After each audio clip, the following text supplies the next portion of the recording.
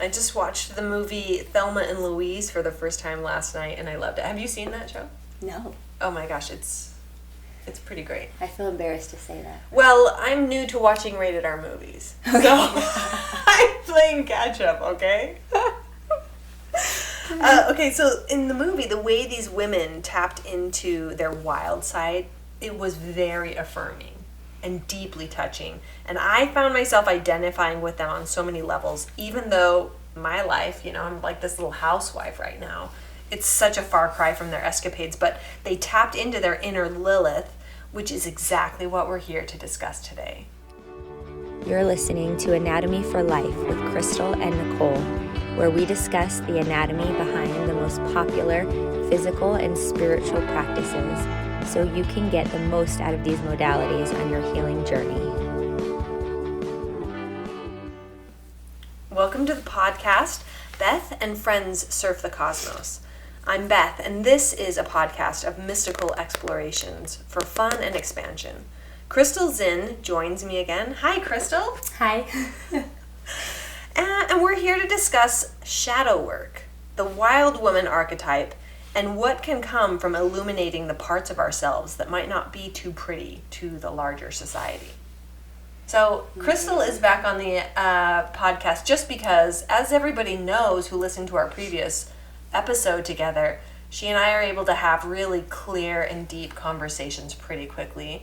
And even though you and I have not per se had conversations about what shadow work you have done, I just knew that we could have this kind of conversation together. And then when I approached you with it, you knew 10 times more about Lilith than I did, and I was like, okay, it's all working out exactly right. But the previous episode that we did about the book Loving What Is and the work of Byron Katie, so many people responded with positive feedback about that and loved our conversation that we have. So we have a good thing going. Yeah, I love this mashup.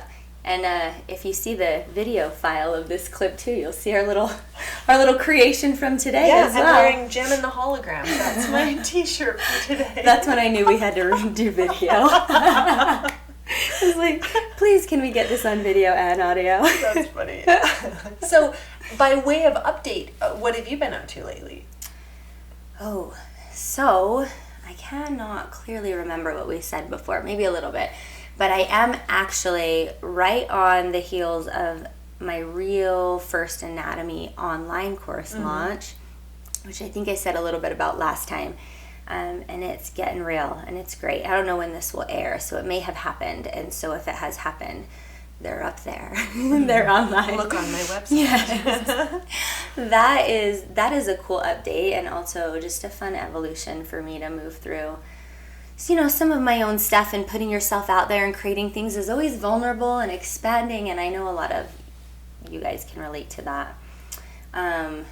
What else is coming? We've pretty much solidified a lot of retreats, and then that's like the business aspect. And then personally, I've just made it through a lot of really cool mommy things. So this winter I've been really enjoying watching my children expand, and it just seems like they're at really cool ages, especially in the sports they're playing and the things they're growing into. So that's a little update on my personal family. They want to breed puppies again, so I'll keep you updated on that. That's exciting. So I think this summer we might breed our dog. Oh, really? Because she's a guardian dog, so Maybe this will be her first time. Maybe we'll just watch you and support and play with the puppies, because you can get your puppy fix by coming to my house. Resistant, yes. It's a lot. Because you'll be the mommy dog, so you'll have the puppies, right? Well, our breeder, she will whelp them at her house and keep them there at her house for 8 weeks, or we can whelp them at our house and we can take care of them. And the difference is she'll give us more money or something like that. But honestly, and maybe this is my naivete, I want to have the experience of it. I think you should. I want that experience for you. Okay. I would never have traded that experience for anything. Okay. And then on the other side, you can decide how long it's going to take you to emotionally kind of come back from that. But it's an experience you need to have, and I know I'm saying that to you because you've done this for me several times. You've given me great experiences that I would never regret. I don't want to deny you that experience. Okay. Or your kids. I came here to experience some things, so I might need to have this experience. Okay. Yes. Yeah, so I don't know, that's an exciting update, but thank you for asking. I'm still here. Okay. I'm still me. Good. I'm glad you're here, and thank you for this conversation. And to preface, because I feel like shadow work is this catchy, trendy word or phrase that is said, and so I just want to say, shadow work is working with your unconscious mind, and so it's basically how can you find the things that are in your blind spots, right? So it's uncovering the parts of yourself that you repress and hide from yourself, and that is very tricky because you might understand, you might think you know that you're doing shadow work, but you might just be bullshitting yourself because your subconscious is going to try to keep things in homeostasis, and if you're uncovering the shadows, that is going to be upsetting to you in one way or another, you know?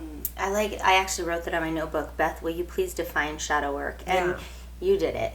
And I also like how you just did that without assigning a declaration of like motive or good or bad to that. It's just unconscious things. Well, and I think I always was like, let's rip the Band-Aid off. Let's see, let's go deep. And I don't know that that necessarily promotes healing. I think now I'm to this point in my life where I'm like, things evolve and unfold over time. And if I'm trying to hurry that process along, I might, you know, like somebody who's in a cast and they're like, oh, I don't think I need this cast after 3 weeks. They might really shorten or short circuit their healing process because they're just not allowing things to unfold as they will. Or do more damage, or quite honestly just hinder it completely and do the opposite. Yeah.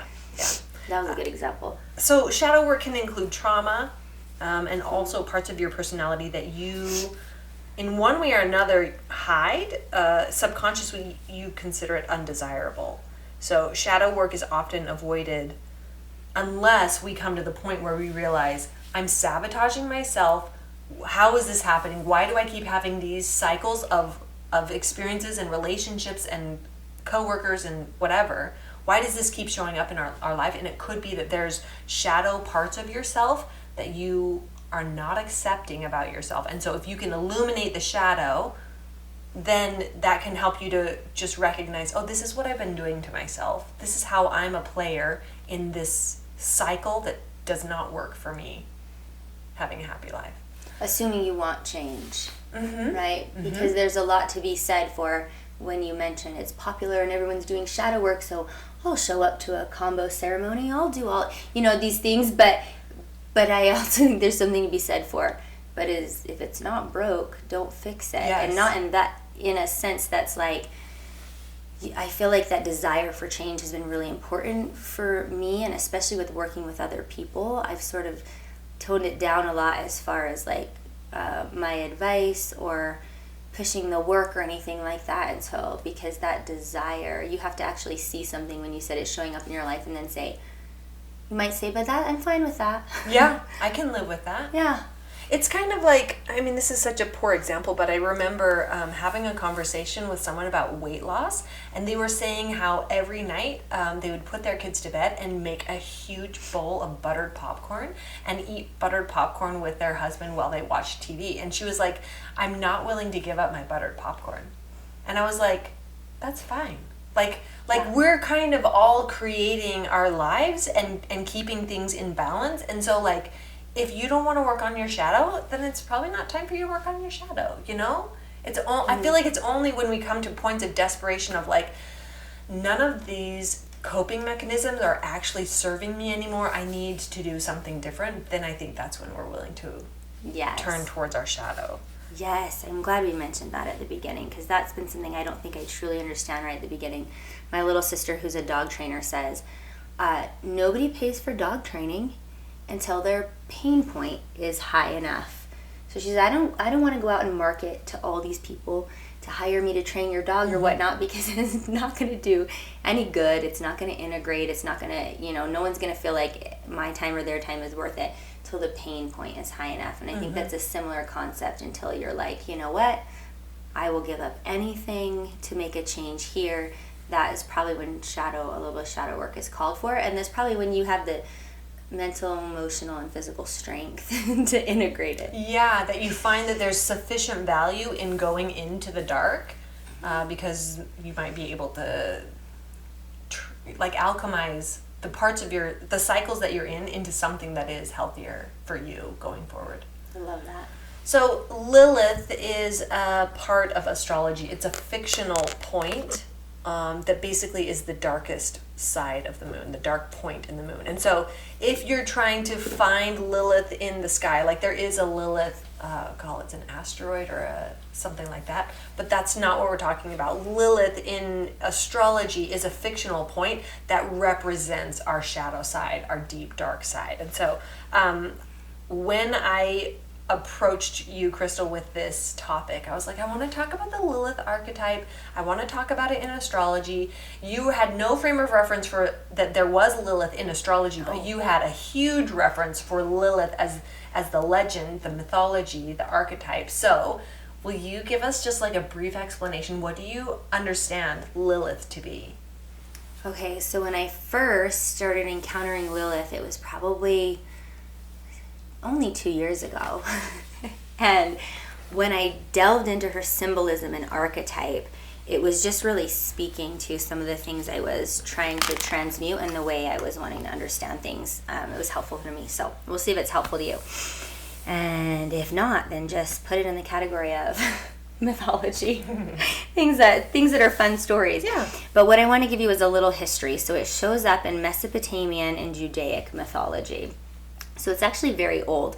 And then there's some debate still today about the symbolism and crossover through the different languages. So some scholars actually say this is the entity, this is the same representative of a similar entity across these mythologies.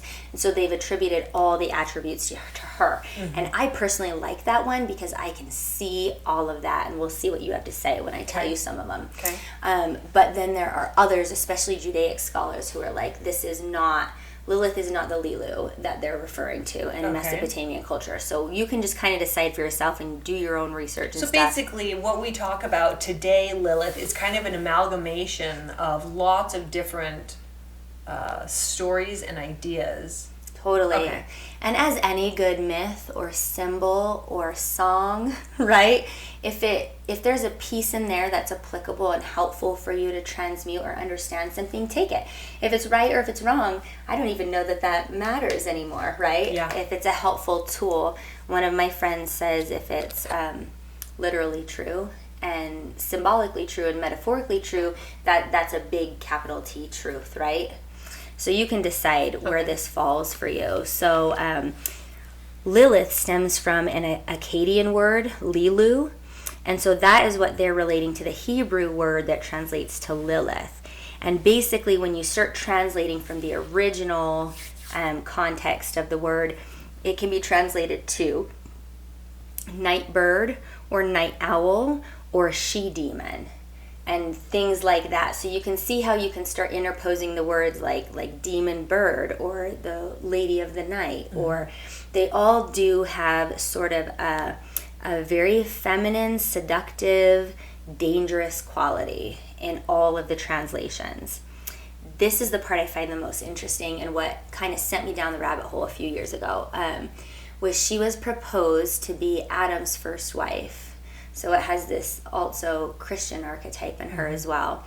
And the rough story about her is that she was Adam's first wife, and all the reasons and all the accounts are similar. She either refused to obey him or be subservient to him, and so was therefore kicked out of the Garden of Eden. And in some way or other, he was kind of saying, I would like to be dominant in this relationship. Right, so the idea was not a partnership, but sort of a hierarchy.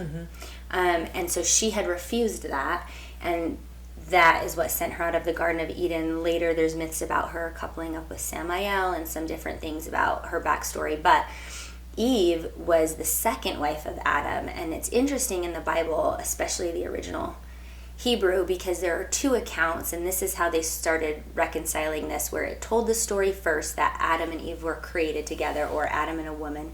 And then a second account where the one that's more broadly known in Christianity, where Adam went to sleep and they took a rib and they made Eve. And so instead of it being two different accounts of the same story, they thought that might be two different stories, which can then fit into the Lilith archetype. Okay.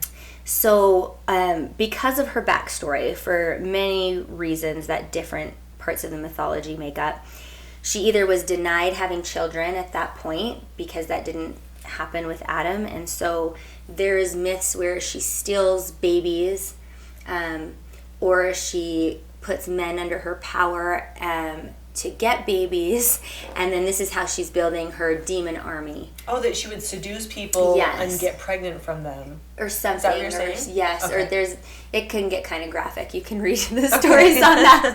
But basically it's also kind of the basis of some of those vampiric ideas, and what do they call them? The succulents, or is that what the succubus? Oh, You know what I'm talking cool. about? So basically, because of her backstory, it's all like a revenge. It's all like an anger and a revenge story with her. And so this is why she's kind of presented as a symbol of demonic destruction.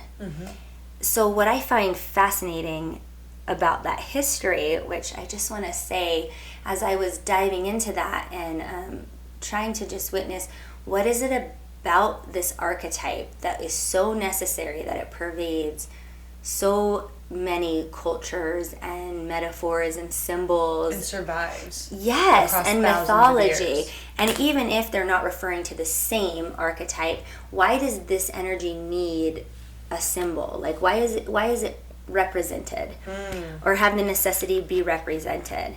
And then when you had talked about the astrology and the purpose, I just started forming a lot of even new ideas. So I can tell you what came out of my work in the last 2 years and what it meant to me personally. But we can get into that maybe when we talk about the shadow work.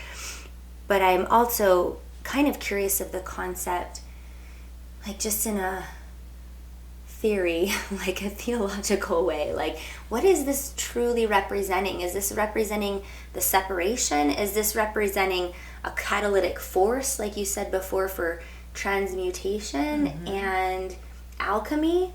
Or is this a polarized good versus evil type of idea? Because when you give it a personality and a mythology and a backstory, everything becomes understandable. And I think when we're willing to look at her archetype in particular, especially for women, there isn't one story in any of the mythology that I could read or I could meditate on or kind of go into and tap into that energy and say, well, I don't identify with that. I found myself going, well, I mean, I felt that, like I know what that feels like. I know, it reminds me of, her mythology reminds me of the newer Moana Disney movie with Te-Kā, when she was this destructive force that they had to overcome to restore the oceans to peace. Yeah. And when Moana finally found her, she had been wronged, right? Her heart had been ripped out, and then she became this vengeful sort of beast destroying the oceans. And I feel like that is the Lilith origin story. Yeah. Right? She was denied the life she wanted with Adam because she chose her sovereignty and equality over subservience and was then punished for it, and things were taken away from her. And so then she becomes this archetype of revenge and destruction, which just seems like it's illustrating to us a natural energetic concept. Yes, a natural response or reaction. Yeah, I feel like that's how Thelma and Louise was for me as well. These are upstanding women who have lived life according to the dictates of the culture, and they have been complicit. I'll do this thing, I'll work really hard, I'll be the good wife. And then through a series of kind of misfortunes, they realize that nothing is going to work in their favor. They've reacted to us. I don't want to give away the movie, even though I think probably 90% of our listeners have listened. I might be the only one that's never seen it. Right. It's that they go on this cute little road trip together, and then they end up committing a crime in reaction to sexual assault. And then the crime also kind of tied back to sexual assault that had happened much earlier in one of the women's lives. And so what plays out is them then running from the law. because they know if they face the law, it's not going to be fair. It's not going to be fair for them because they're women.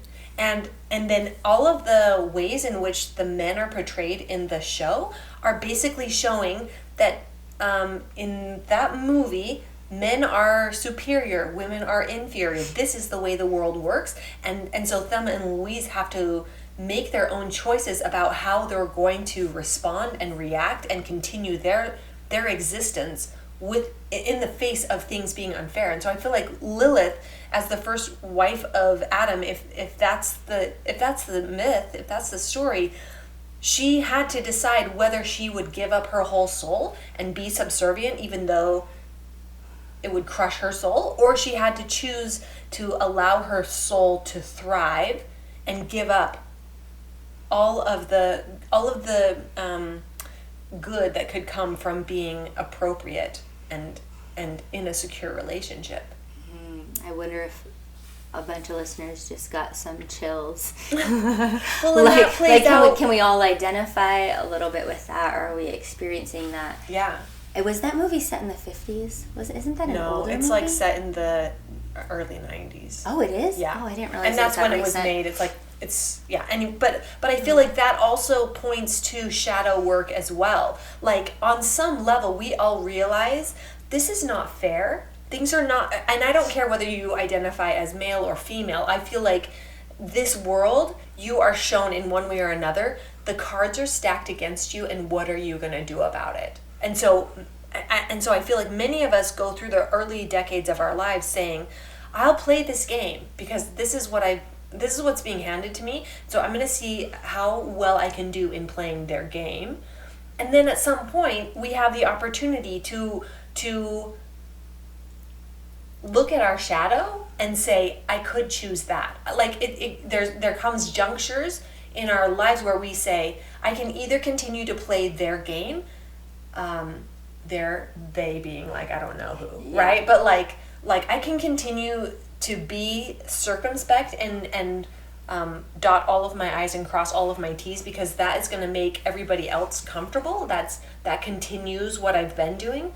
But if I do that, my soul is going to shrink. It's going to start to die. It's going to recede. Yes. And so one dies, one lives. Yeah. Our shadow work is kind of calling to us like, there's parts of you that you have not allowed to flourish and come forward, but this is a part of you, and if this part of you can come forward, you will be more whole, and your soul can thrive.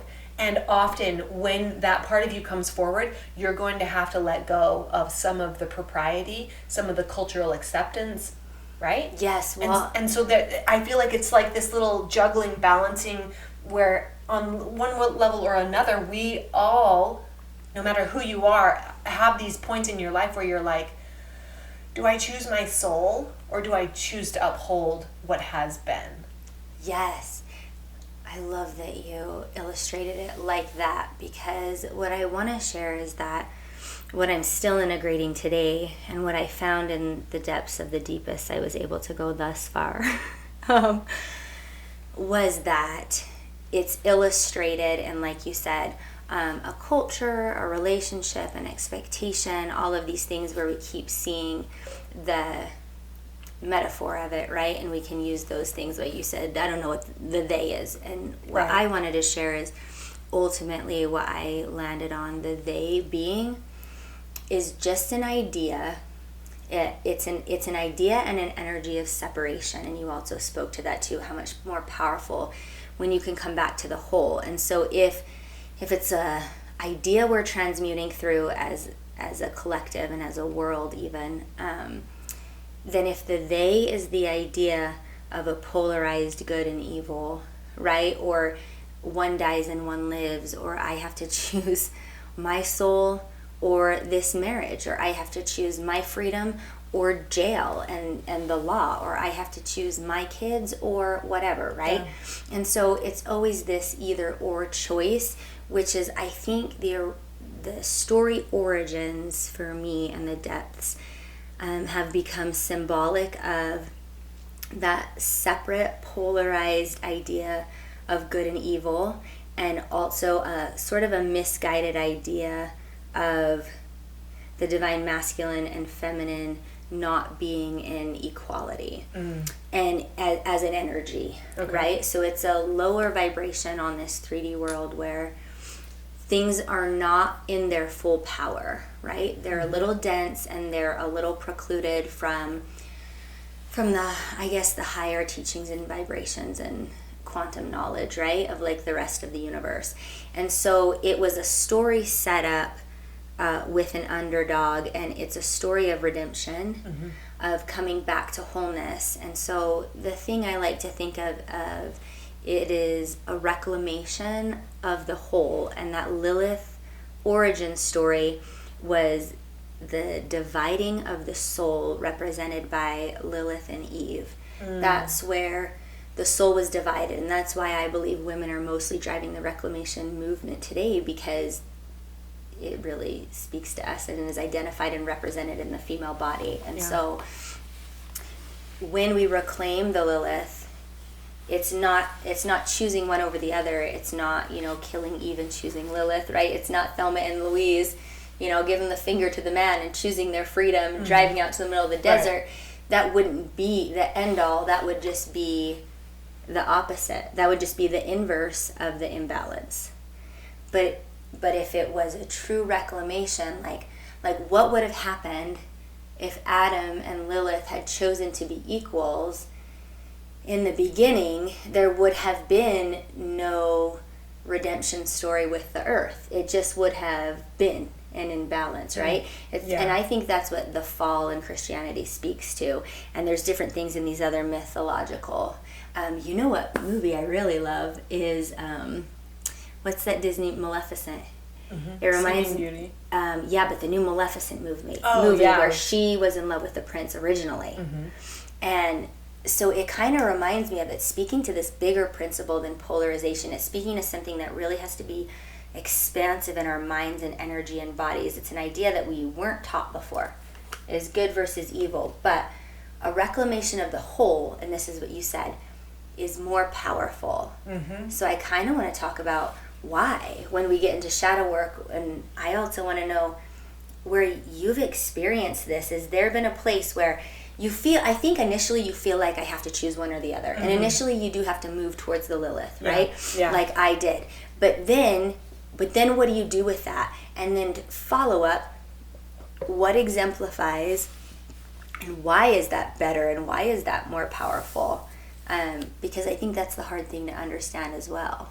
Okay, so I really appreciate the way that you have illuminated this for me. And I agree with you that it really is just taking this polarity and seeing if we can integrate and be a whole soul. I feel like when we're talking about Lilith and the wild woman and shadow work, there tends to be a conversation that pushes towards extremes and drama and like big, huge, like, well, she left her husband and she never looked back or whatever, right? But I feel like you helped to illuminate the truth, which is simply that our shadow work is going to be very subtle.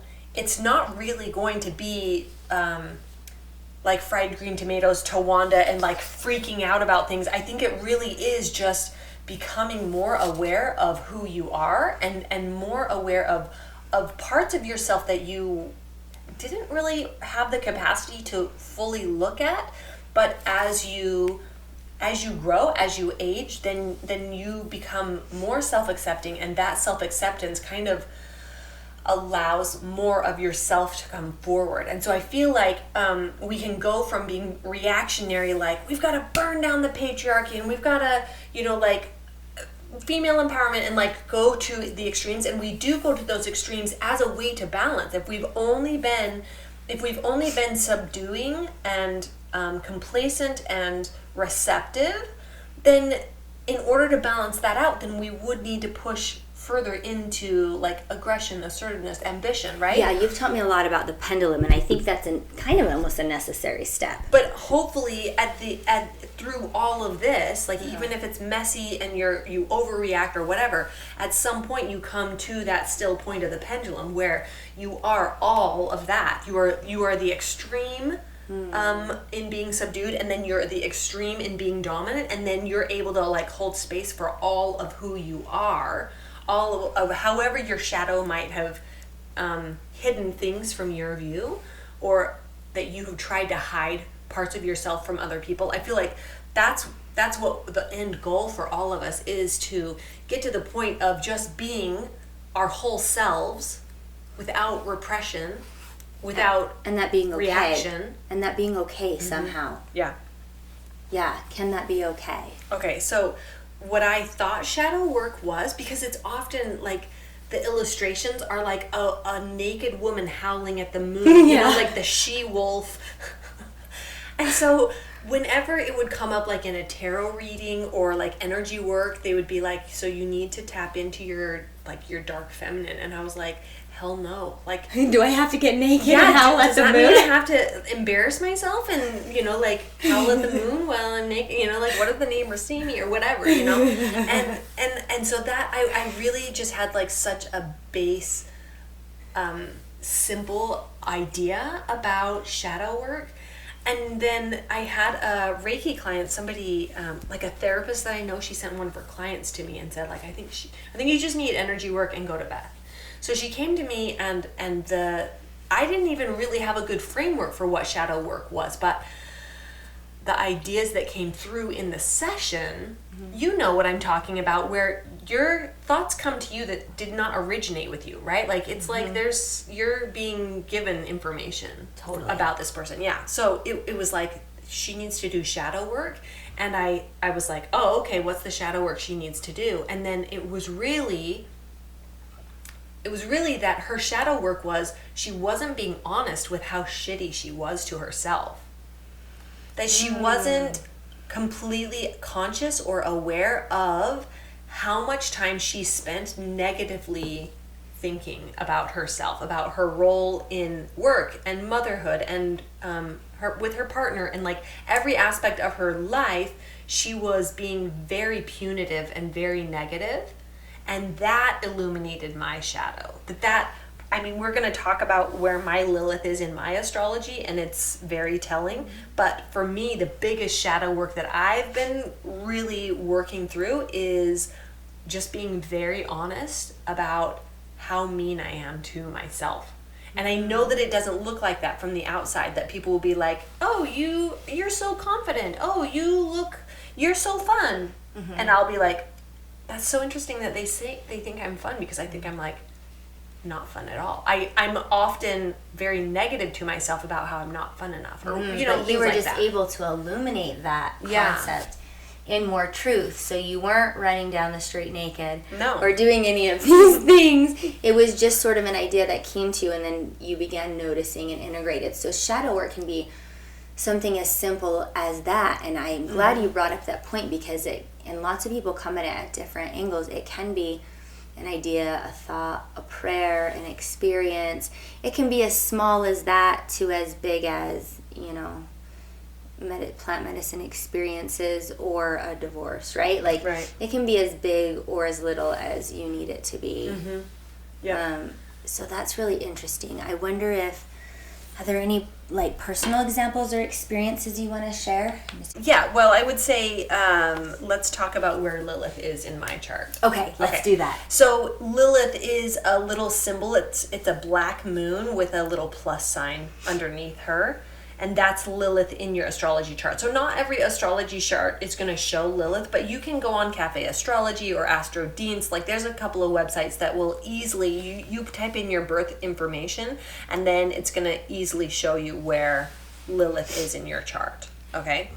So my Lilith is in Leo, and Leo, the dark side, the shadow of Leo is that I want to be worshipped, but I also feel ashamed for needing attention. And so it's kind of the ways that you're shitty to yourself. Like, on the one hand, I want to be worshipped for things that I don't really deserve to be worshipped for.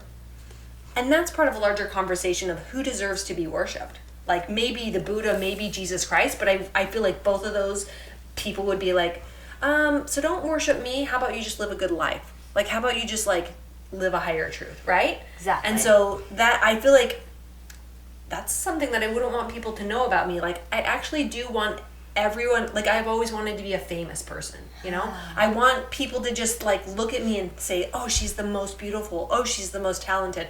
But And then when they do that, how does that feel? Right. That, like, I kind of just want to focus on that. That, like, I have not really done anything that warrants, you know, like, I haven't, like, given my whole life to trying out for every movie and commercial and TV sitcom for the last 30 years. Like, I haven't done due diligence to become a famous person, right? And same with, like, if I wanted to be a supermodel, I've not really lived my life so that I'm, like, in the place where people would be like, Beth, come be our supermodel, right? Like, I haven't done anything that warrants being famous and being being put up as, like, she's the mother of the year, or she's the whatever, you know, the best thing ever. But, like, that's the shadow that I live with, is with Lilith in Leo. And so, okay. So the Lilith influence, that is like the theme of Leo.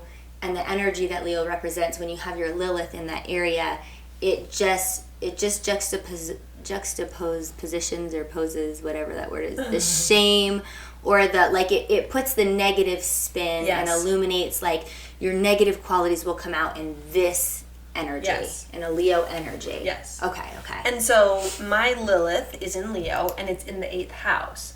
So the 8th house, so it's really, your Lilith is the intersection of, it's in this zodiac sign, Leo, and then it's in this house, which has to do with these specific themes. And so the 8th house has to do with everything that's secret, taboo, and sex.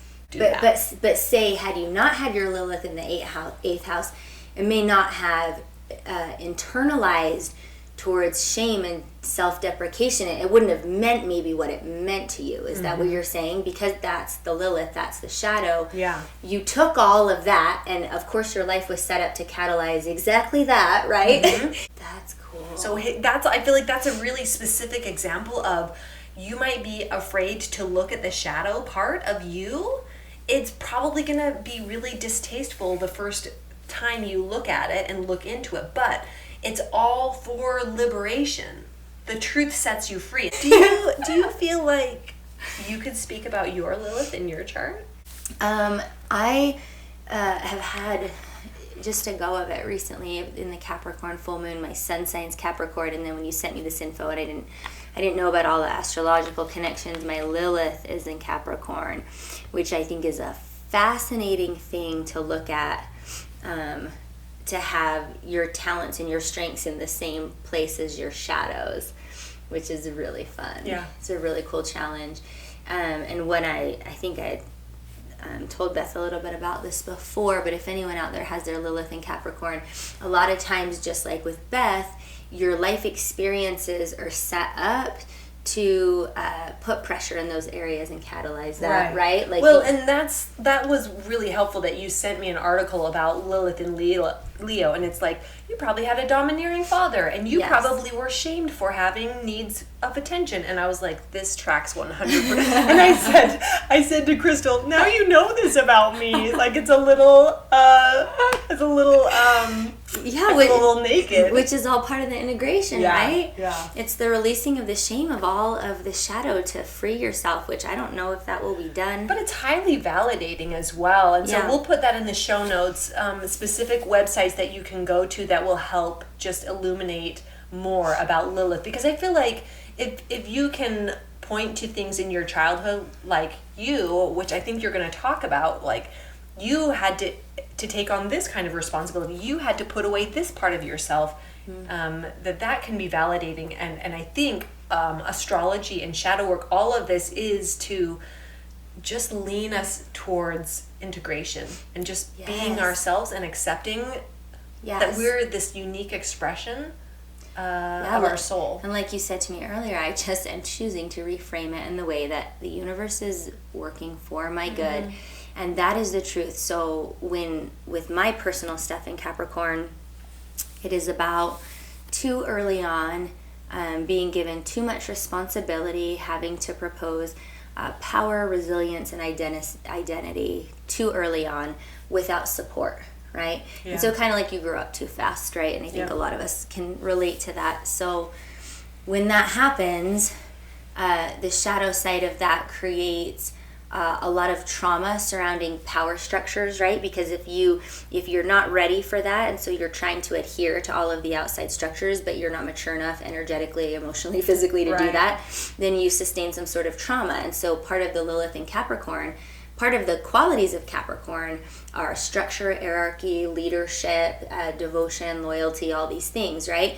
So having a double whammy there, we're giving that responsibility and then having the qualities to show the up, do the things, be responsible for everyone was kind of a double whammy.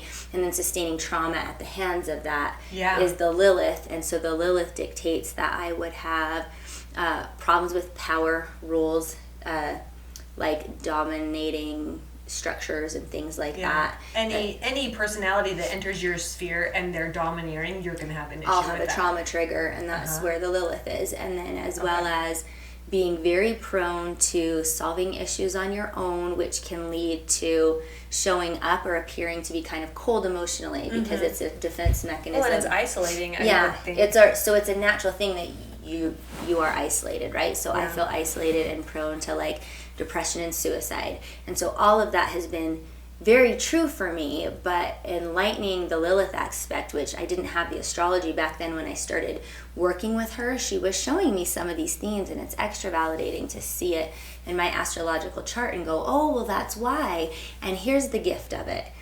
Because just like Beth illustrated in her story, in my story, as I still am reclaiming this, and identifying this and accepting this within myself, what it looks like in the power structure is, for me, boundaries. So for me, choosing when and where I adhere to a structure, and then also having safe spaces to do whatever the frick I want, right? And where I can set boundaries to be like, that's not mine, and I don't have to uphold this structure, and I can actually create my own thing and my own freedom and my own sovereignty, has been the gift that Lilith has given me. And it has been a pendulum swing. It has actually, for me, sometimes been burning some things to the ground for me to get out of situations and assert my sovereignty in such a strong way that I don't get sucked back into it until I can grow the strength and work with her and catalyze and alchemize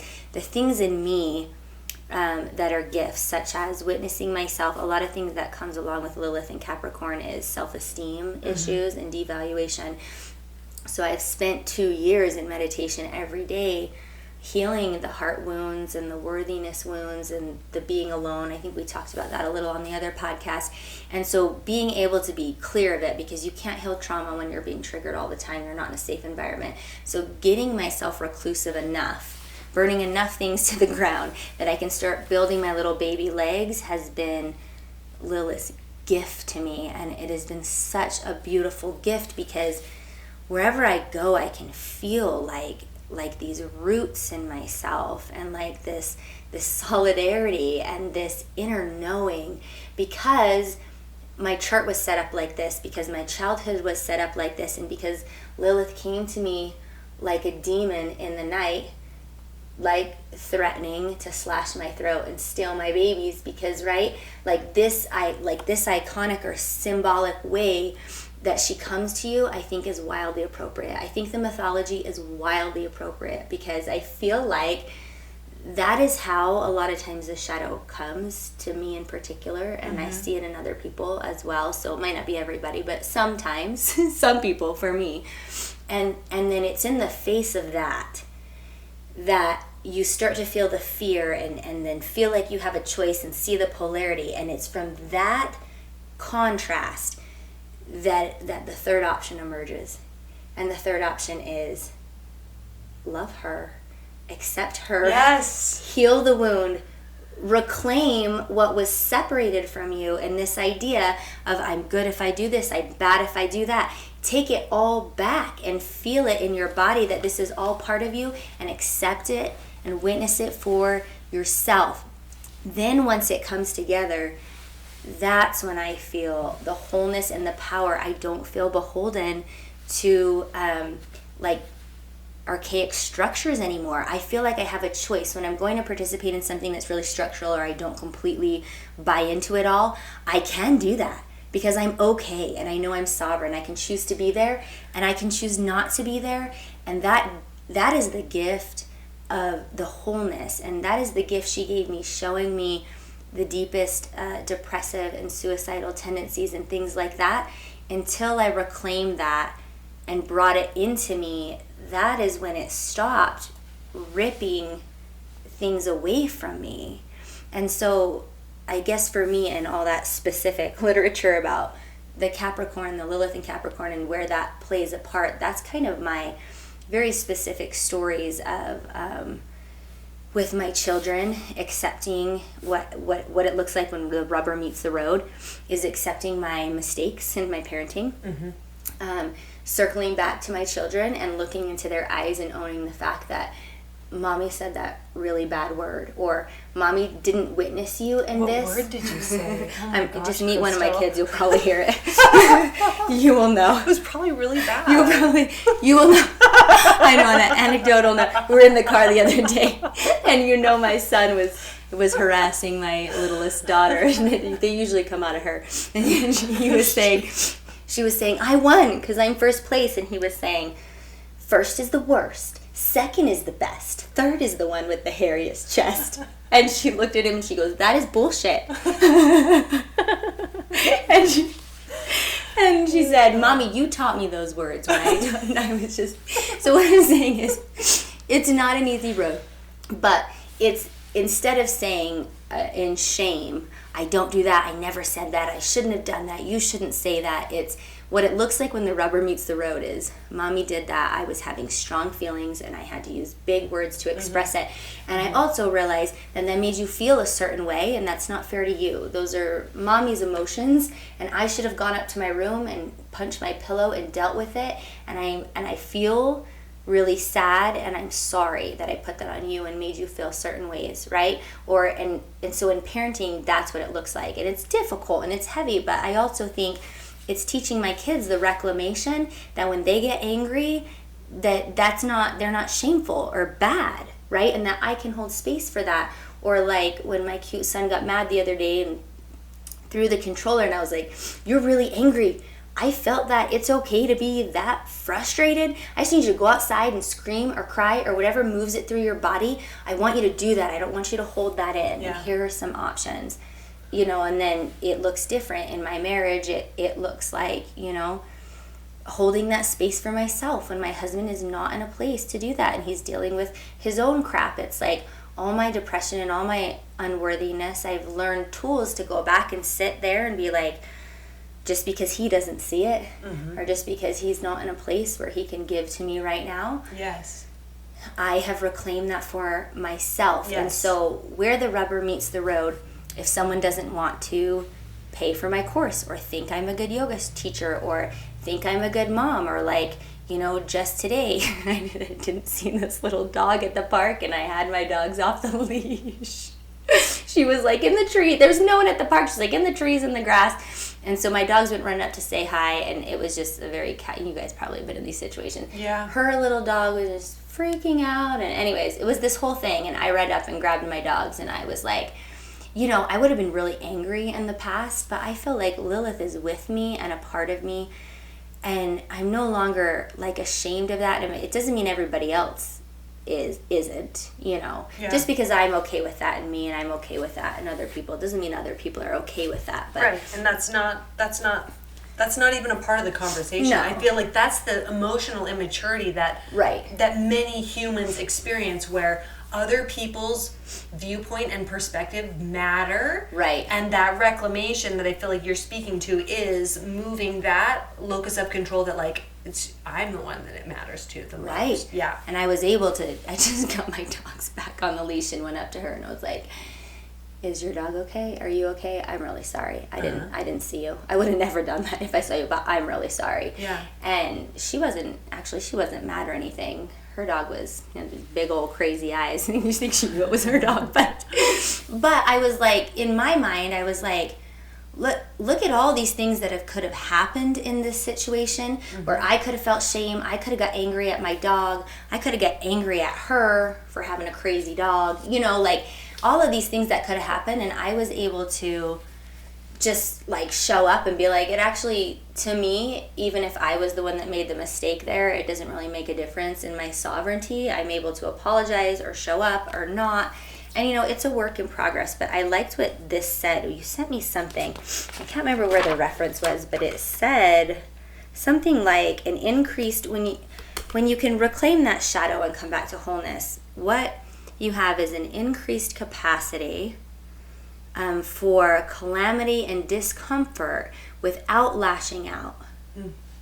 And that's what I feel like when I'm successful at it, and the more I integrate it, and the more the archetype of Lilith is accepted by me and my body, the more I can move the things through my body and accept them without lashing out, without having my kids or my husband or the lady in the park or whatever, like, have to bear the brunt of that.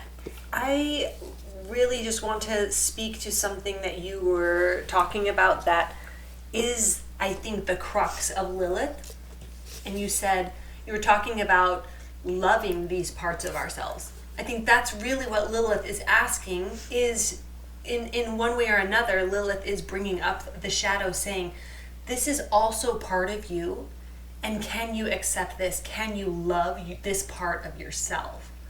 So for me, with that recognition that a large part of my shadow work right now is coming to admit and acknowledge and accept and welcome in that I'm really shitty to myself, and look at those specific messages that come through that are so negative and mean, and say, come on in, you're welcome here. It doesn't even matter where you came from, right? That it was my domineering dad. It doesn't even matter where this originates from. You are welcome here. Thank you so much. Thank you so much for your message. Thank you for the way that the intent of this message coming through is just to keep me safe, to keep me alive, to keep me appropriate, because I needed those negative messages in order to survive in the systems that I was brought up in. And so really it's just like these echoes. It has become echoes from my past of, that is the part of me that wants to survive, and I am a survivor, you know? So all of the parts of me, even if we were to go back to like my sexuality, it was me having to have hard conversations that I was afraid of the rejection that would come if I was honest and open about with these taboo topics. But through those the awkwardness of it, the overreaction of it, whatever way Lilith is expressed in us, it's, I think, the hopeful end point for any of these experiences is simply for us to integrate those parts of ourselves, so that we're not saying, it was wrong for me to teach you the word bullshit, Mia. It's wrong for me to teach you that word, to be just like, oh my gosh, it's just true that sometimes these words come out of my mouth, and it is such a fantastic emotional release that balances me out, and even coming to the point of saying, this part of me that is human, this part of me that allows anger to be expressed, I'm really grateful for that. I really love that about me, because it is an expression of my passion and an incredible amount of power and energy that can run through my body, that, like, it helps me to know I'm alive and I'm here on this earth. I'm living a full expression of a human experience. Can we not only accept that, but just love that? And here's the bigger picture. Here's why, because I know you've noticed this. When I can do that for myself, I always have such a heightened capacity to do that for others. And whenever I find myself being really inflammatory, you know, communally or socially, it's because of that in myself, right? Okay. And so if this is why we said at the beginning, if you're not called to it, don't do it, because it is a lot, it is painful, but hopefully you will be called to it at a correct pace for you, because I just sort of see, you know, like, just take our city or town, for instance, and you can expand this to your country or the whole world. but it's like a chronic inflammatory response. All the people are just like the immune system in the body, right? Yeah. And so what it is, what autoimmune diseases are, right, are things that are responses from your immune system to attack parts of your natural body that it shouldn't be attacking, it should be accepting and working with, right? That's the autoimmune response. So I feel like when people without shadow work, and in this previous, which I think is just such a lower vibrational, necessary to transmute through this idea of separation and polarization, that is causing inflammatory response in the body of humankind, of right? Self-attack. Yes.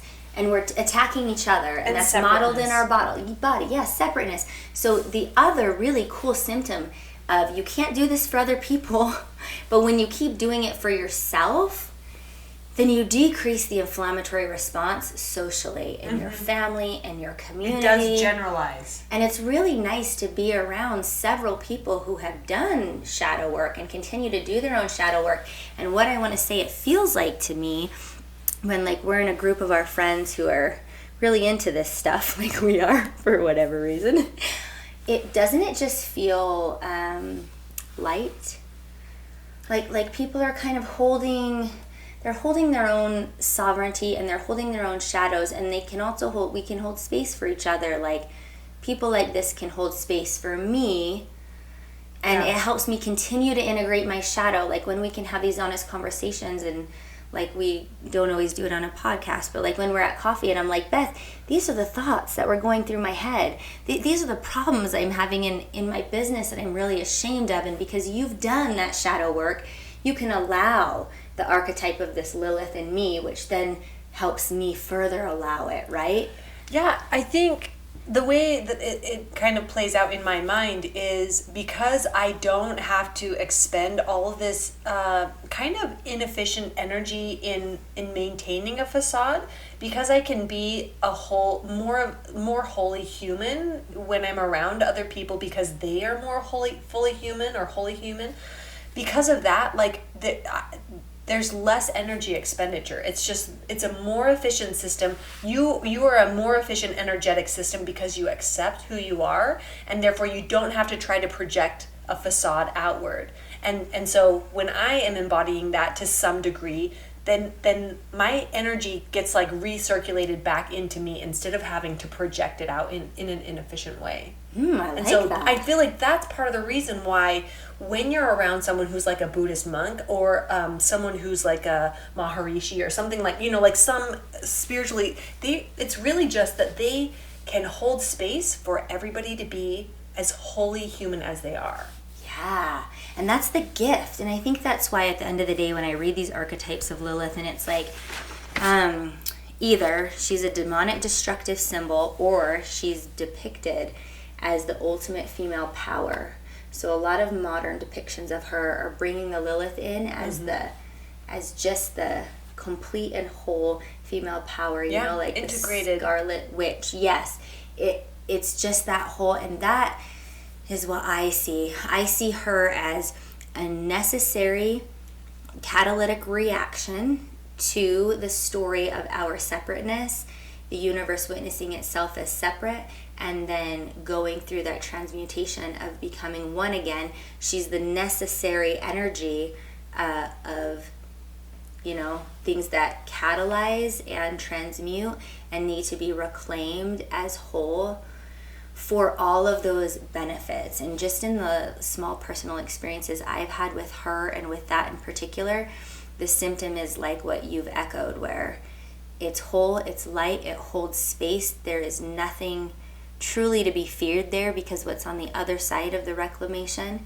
and looking at the Lilith in your chart and dealing with the shadow work is better.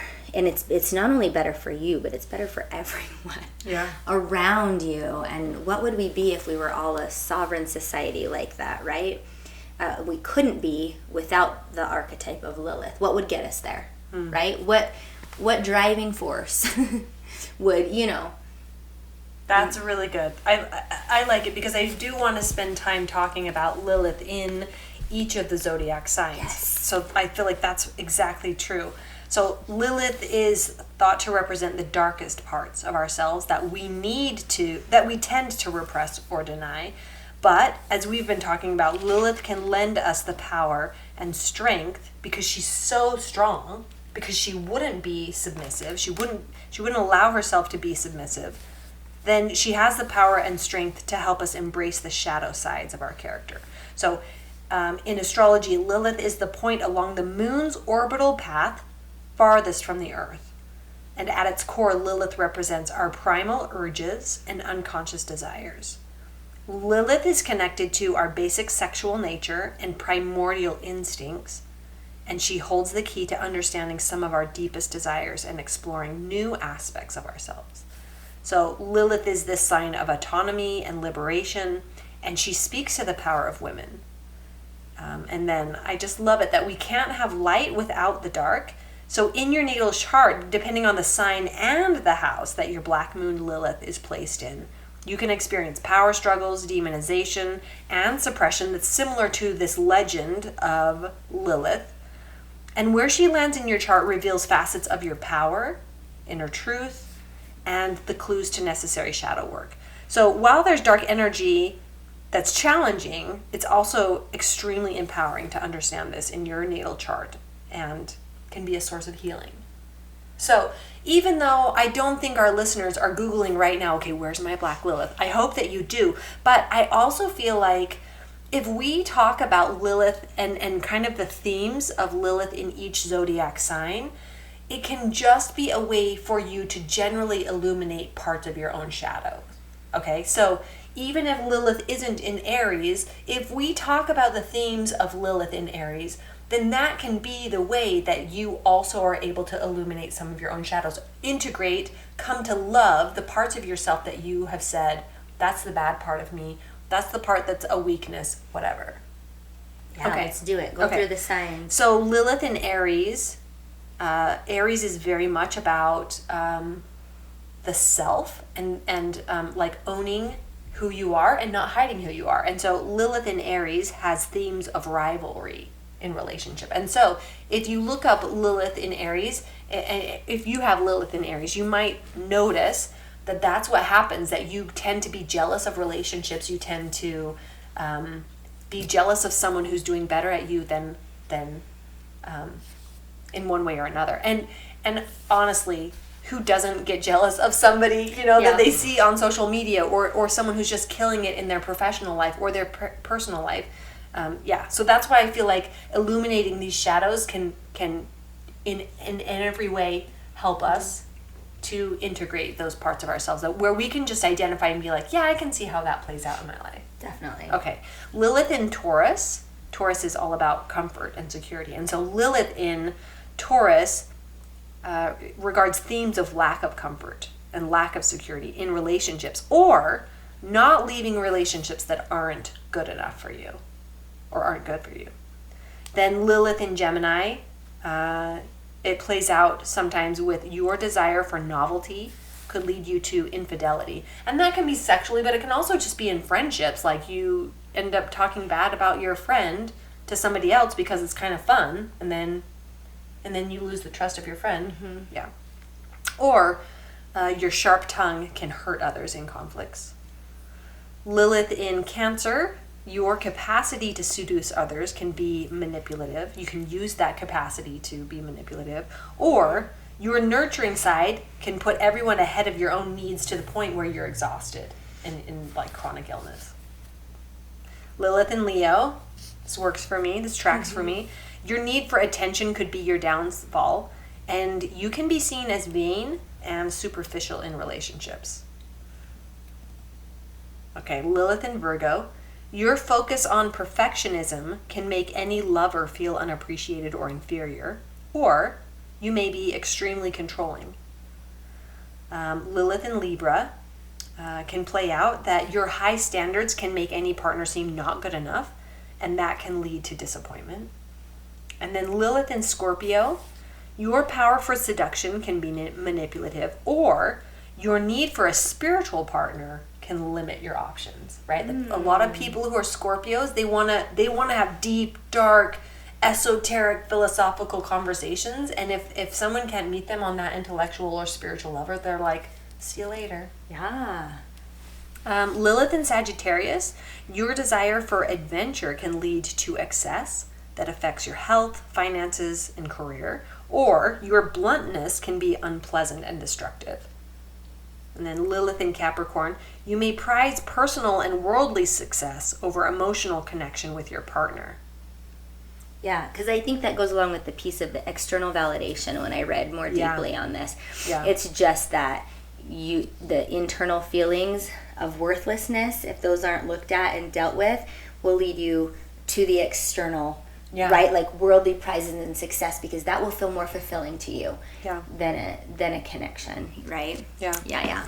And really, any of these that you identify with, this is not so that you can feel like you're a piece of shit today. It's really just to ask yourself the question, what would it be like if I loved this part of myself? Yeah. If I loved it out of its darkness, what would be the positive expression of this? Because Lilith is here to help us love. Can I look at this truly, and can I see this? Can I see it as an outcast that was wronged and stolen from in some aspect? And can I re-witness it? Right? Yes, well said. Okay, well, let's keep going. Lilith in Aquarius. Your priority of freedom can make it hard for meaningful relationships to last, or you may throw away relationships out of rebellion or boredom.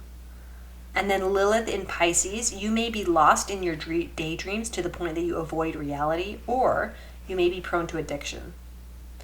And then, just like we said, how it's expressed in you will also depend on which house it's in. And so the house that Lilith is in, it's kind of like houses deal with different themes. Kind of like one house can be like a library, another house can be more like the workplace, another house can be more like your family home.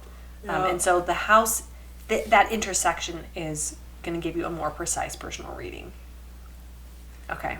I just feel like I've been reading that book, The Gene Keys. And basically you can interpret the gene keys with their negative aspect, their shadow, or you can understand it as like a gift to help you raise your vibration.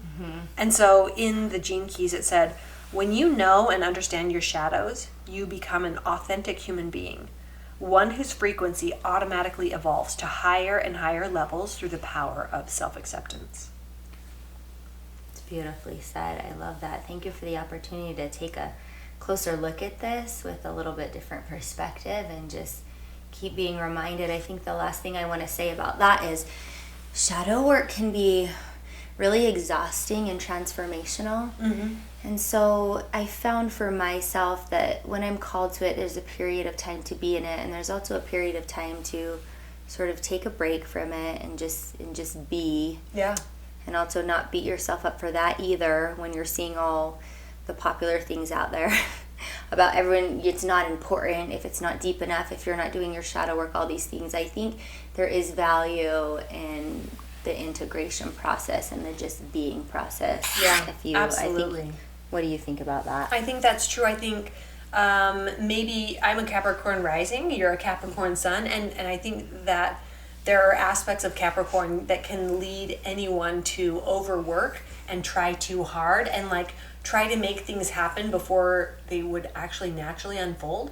And so whether we know about Lilith in our chart or not, it's all going to play out.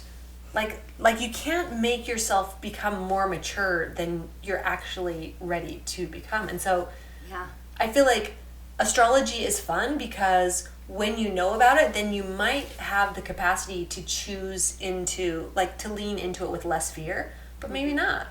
Yeah. And so in whatever ways you interact with your shadow, it's gonna come up whether you're studying this or not. And so if you're inclined to study it, go for it. But it's all actually just playing out at the exact right pace and time for you. Yeah, you're right on time. Yeah. That's what my aunt says that to me sometimes. You're right on time. I think that's really supportive. Yeah, and I think that's just a good thing to remember with shadow work and all the things. Yeah. And we're here to support you. And I know, do you have anything that your listeners don't know about?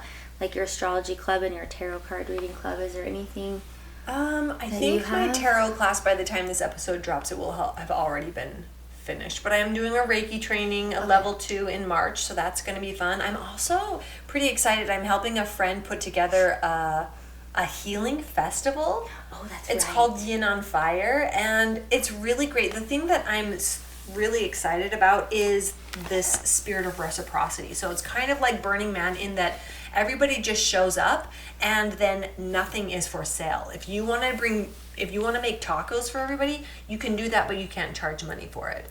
And if you are a foot zoner and you want to offer free foot zonings, or if you want to share crystals or just have a great conversation, you can, but you can't charge for it. And so it's this beautiful free exchange of energy and like connection that's not tied to money, and it feels really good for me. So I'm helping out with that. It's going to be in September. Yes, I love that. I know. And if anyone's not following you on your Instagram, that's where they can keep. And I know you're going to be creating more because you're a creator. I know there's things coming up for you. And Beth also helps facilitate for me and Megs as well. Yeah. So it's going to be awesome. Yeah, all the things. Thank you again for that conversation. Yeah. Good luck with everyone's shadow work. I'll continue doing mine when I have the capacity to do it. Yep. Thanks, Crystal. Thank you. Thank you so much. See. And to all our listeners, keep surfing the cosmos. Peace out.